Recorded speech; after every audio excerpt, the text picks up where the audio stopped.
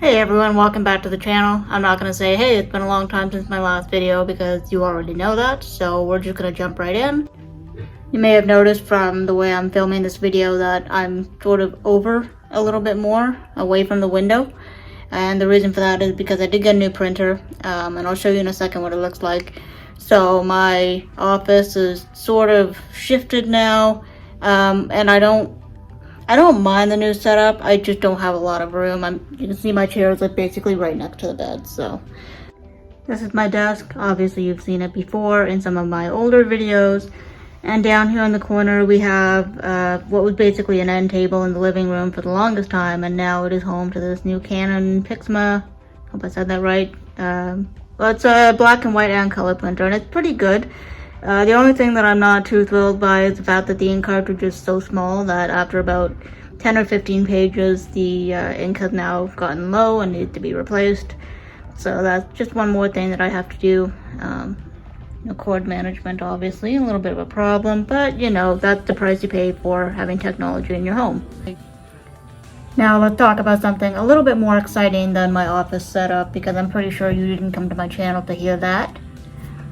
I leave for Colorado next week, which is extremely hard to believe because it has been months away for a very long time, and now suddenly it is only a few days away, and I feel like I should be more nervous than I actually am, but instead I just kind of feel this sense of, I guess it's relief.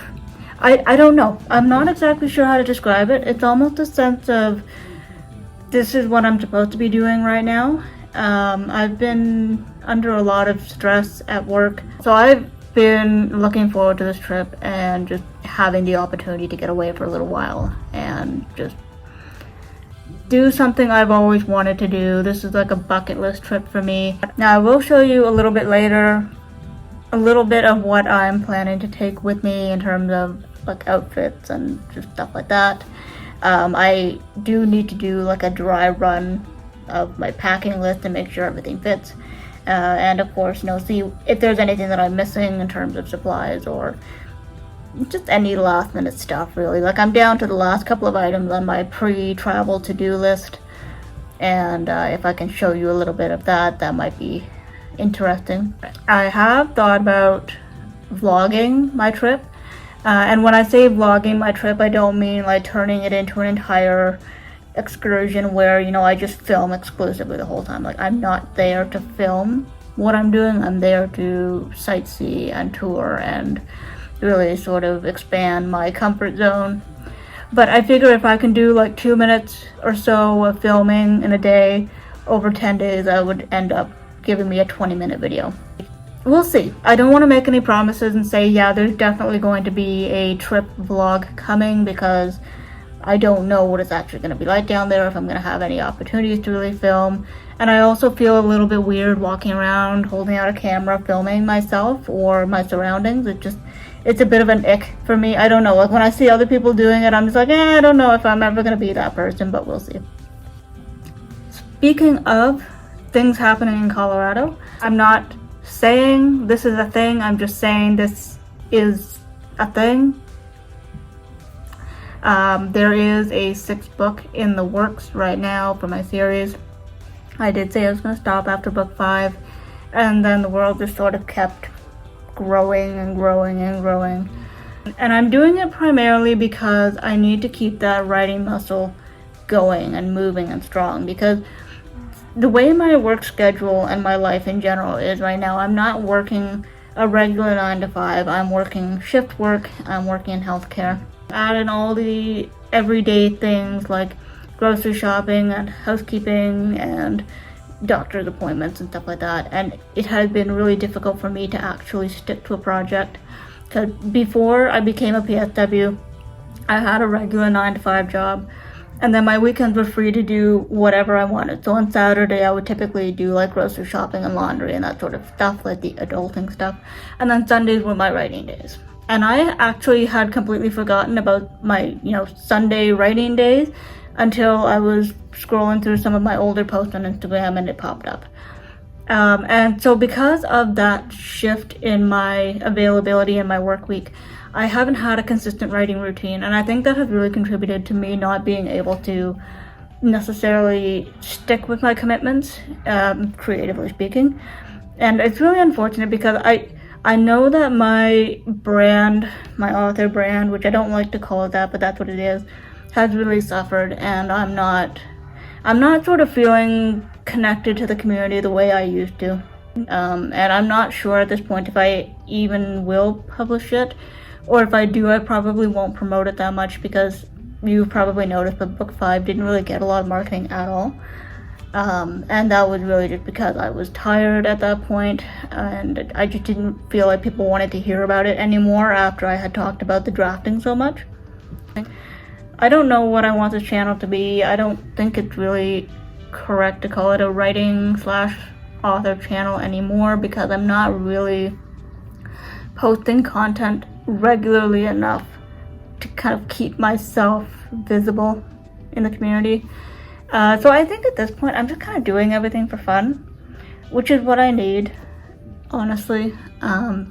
Working in healthcare has been incredibly stressful, and even when I started, I said, well, I'm going to do everything in my power to not burn out, because that's something that's very common. I think I read somewhere that like 64% of healthcare workers have reported burnout since the pandemic, which is a staggeringly high number of people.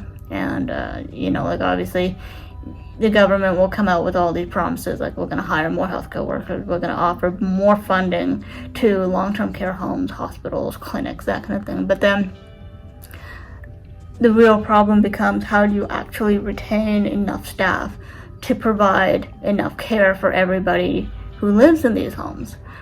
If you go to the Ministry of Long-Term Care's website, they will tell you that part of their mission is to ensure that every resident in a long-term care home in Ontario receives a minimum, okay, this is crucial, of 7 hours of individual holistic care. On average, across the province, obviously it differs from home to home, but across the province, the average number of hours of care each resident in Ontario receives is 2 hours. From all the homes that I've seen, and I've only really seen a couple of them, because I had my placement and then I had my job, the 7 hours per day per resident is not realistic. And especially because, the Fixing Long-Term Care Homes Act does stipulate that you need to do a certain number of care items, or ADLs, on a person's list of tasks every day. The problem with that is, as I've said, we simply lack the staffing and I'm not going to say funding, because I don't really know anything about that. I don't want to comment on it, but it's becoming really hard for a lot of people that I work with to live up to these new standards that are being set by the ministry, and it has led to a lot of people burning out, myself included. And I feel bad, because I really want my residents to receive the best level of care possible, but we just don't have the time or the manpower, so it's been really tough. All that to say, my writing has become an outlet for me that I really, really need, and so I'm not focusing on my author brand so much, or on sales, book sales, Kindle page reads, anything like that. For me, it's like medicine for my soul, and I need it. So how about we take a break from sitting here at this desk, me talking to you, and we jump into some packing list stuff, travel related stuff. I don't know. I don't even know how to run a travel vlog. I don't even know how to run a vlog, much less a vlog with a particular theme. This is just like a list of, rambling topics that I throw at you every couple of months. So I'm sorry if you came here expecting to see some sort of coherent thoughts. You ain't getting that here, folks. I think I tired her out.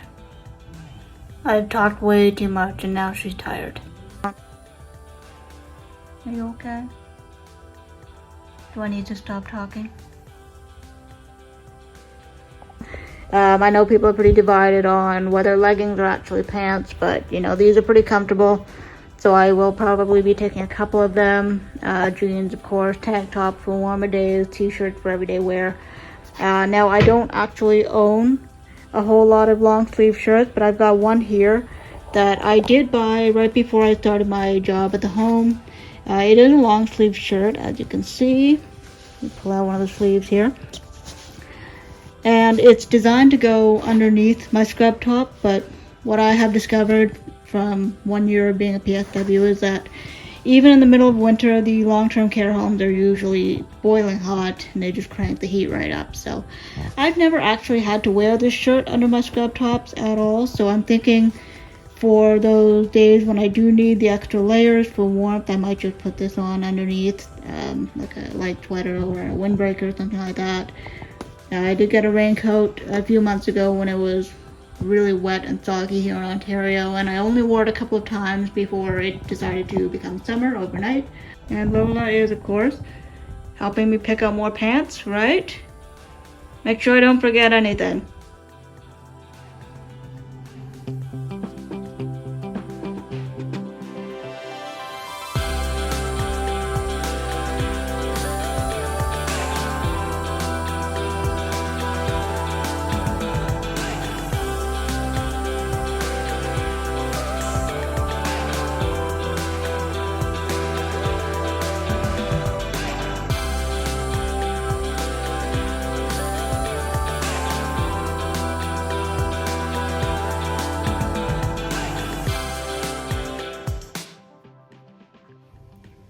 So obviously that wasn't 10 days worth of outfits. I doubt I could even pack 10 days worth of outfits, even if I had like a regular size suitcase.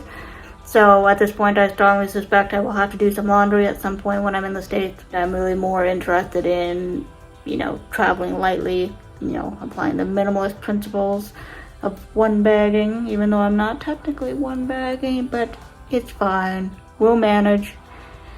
Now I am gonna go and probably get another cup of coffee because for some reason it's my day off and I woke up at 5 a.m. wide awake. So this is just a thing that happens now since I'm so used to getting up at 4. 5 feels like sleeping in, so my body goes, hey, who cares if we're not working today? Let's get up. Which means I'm tired now, of course. So I'm gonna go get a coffee and then most likely I will be working on book 6 because I don't think I can do any more travel stuff right now, but we'll see. Let's go get a coffee. We'll think about it on the way.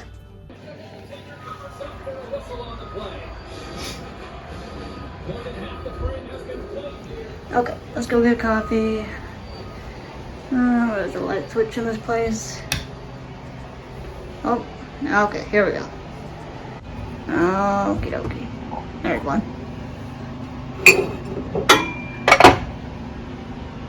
My favorite, for obvious reason. Anyway guys, I think that's probably all for today.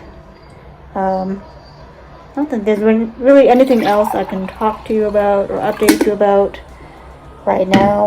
I did sort of impulsively delete all my older Instagram posts because I sort of felt like I wanted to do a bit of a revamp.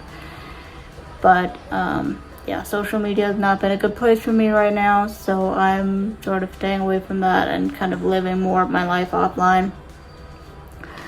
However, if I decide to come back in a more consistent way to social media, you will be the first to know. I will post something on my community tab about that.